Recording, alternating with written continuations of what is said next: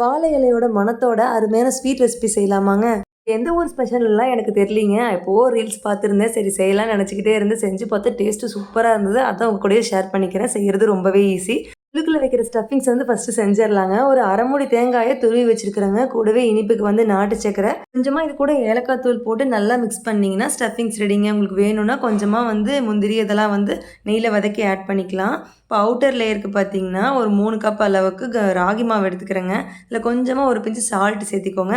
நல்லா சூடாக இருக்கிற தண்ணியை உள்ளே கலந்துட்டு கரண்டி வச்சு கலக்கிக்கோங்க. கை பொறுக்கிற சூடு வந்ததுக்கப்புறம் கையில் வந்து நம்ம கலக்கி விட்டுக்கலாம். போல் பிசையும் போதே ஒரு ஸ்பூன் நெய் ஆட் பண்ணிட்டீங்கன்னா வந்து மாவு நல்லா சாஃப்டாக இருக்கும், பிசையறதுக்கும் ஈஸியாக இருக்குங்க.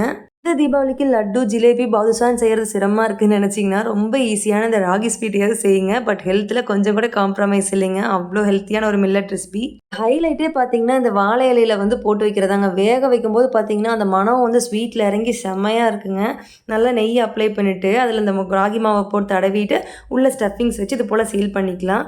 நான் ஒரு 1/4 மணி நேரம் வரைக்கும் இதை வந்து நல்லா வேக வச்சு ஸ்டீம் பண்ணி எடுத்துக்கிட்டேங்க. நிறைய வீடியோஸில் இது போல் வாழை இலையில செய்வாங்க. பார்க்கும்போதெல்லாம் ஆசையாக இருக்கும். எப்படா இருக்கும் டேஸ்ட்டு, மனமாக இருக்குமா அப்படிலாம் நினச்சிட்டு இருப்பேன். எனக்கு செஞ்சு பார்க்கும்போது தான் தெரியுதுங்க, இதோட ஃப்ளேவரே தனிங்க. செம்ம சூப்பராக இருந்தது.